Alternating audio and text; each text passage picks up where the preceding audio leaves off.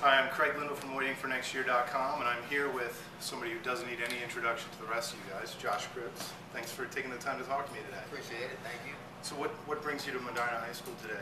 Just, awareness, G-series awareness, speaking from personal, just experience and using it, the product, and just the importance of the recovery and how, the endurance of it, and even beforehand, using the prime, which has a lot of protein in it.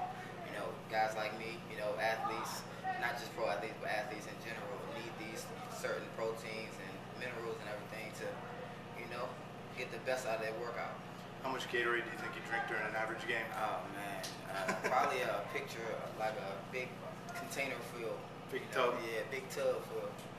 All right, so we're in the middle of the Browns draft, and last night they took Joe Hayden. So yes. Give me your thoughts. What do you think of Joe from Florida? I think, a pretty good solid pick. And a lot of people call it a safe pick, but it's something to help us, increase our defensive stance. And I think that's a good thing.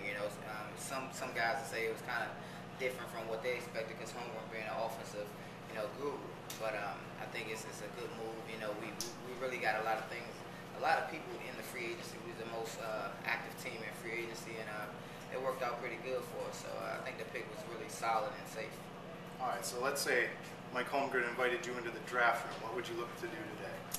Today I look to beef up, that we need a offensive tackle, not left tackle, but, just more guys on the line to compete, to look for that starting position. Maybe a D tackle. We lost Corey Williams in free agency last year, and, probably a safety. They, brought in Sheldon Brown and everything, but competition never hurt anybody. And wide receiver wouldn't be bad. They say we don't have a true number one, but like I said, competition never hurt anybody. So you become kind of a fan favorite in Cleveland, and you've used Twitter a lot and the web and all kinds of different things to help yourself do that. How did you get started using technology to kind of ingratiate yourself to the Cleveland faithful? You know what? It really ran through. With this year's presidential election, you see how much both candidates use the Facebook and MySpace, just the technology era of things, and it really honed in. It really helped them succeed and get their points across. So why not me too? You got to strike while the iron's hot. I'm playing good football right now. I'm gonna continue to do that, and I want everybody to know my name when and I want to be out there, and I want to set that good example. And using technology is the best thing. So I have to say, I use the presidential election. It worked for them. It'll work for guys like me too. All right. Last but not least, people see you at the Cavs games all the time. Do you think LeBron stays or does he go?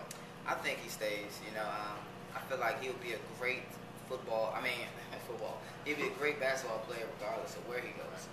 He won't be the king though. In Cleveland, he's the king. He's King James. Everybody knows him as that because he's born and raised here.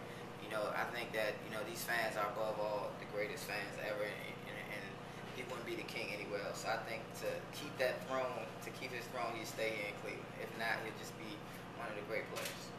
Okay, that's all we have today. Thanks to Josh Cribbs and Gatorade for making it happen.